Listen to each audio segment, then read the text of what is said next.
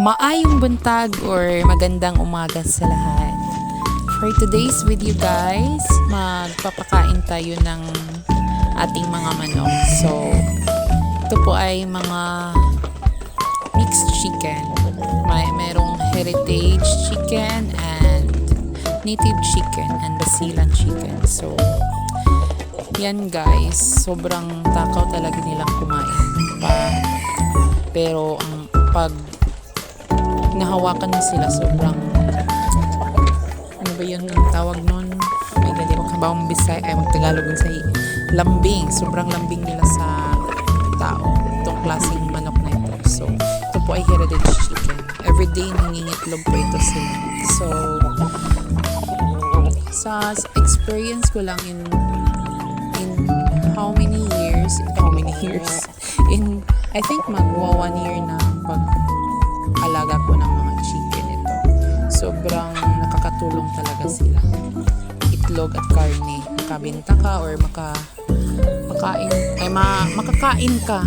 Makatay ka sa kanila. So, ito ay naglilimlim din na heritage chicken. Half a crossbreed heritage chicken. Sobrang daming itlog na linagay ko kasi dalawa silang naglimlim dyan pero isa lang yung pinalimlim ko. So ito, check natin to kung ilan na yung malapit na ba siyang mamimiso.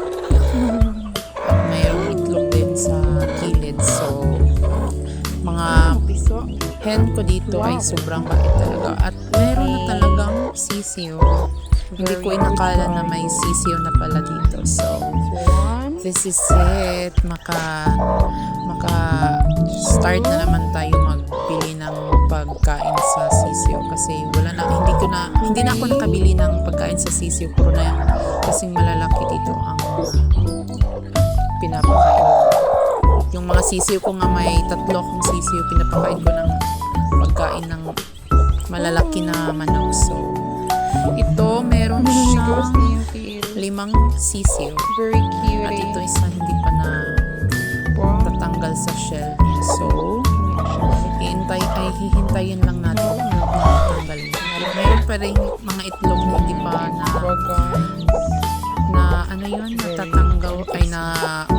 natatanggal na sisiyo sa loob. So, maybe tomorrow another blessing. kalabas na yan lahat. So, ito po sila 5. So, yung isa nasa shell pa at pabayaan lang natin yun. Ibabalik natin para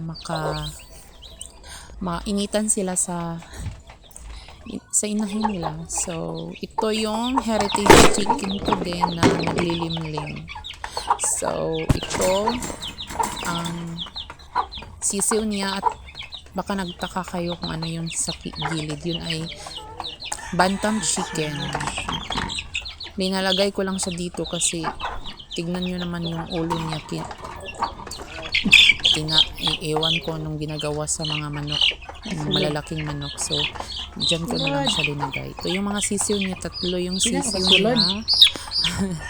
At pinasok ko, hindi naman siya kasya. So, bubuksan na lang natin. Tamad ka talaga. Ikaw po gamat ko eh. So, this is it guys. At yung next week naman, siguro marami na tayong mga sisyo kasi marami tayong naglilimlim na mga manok.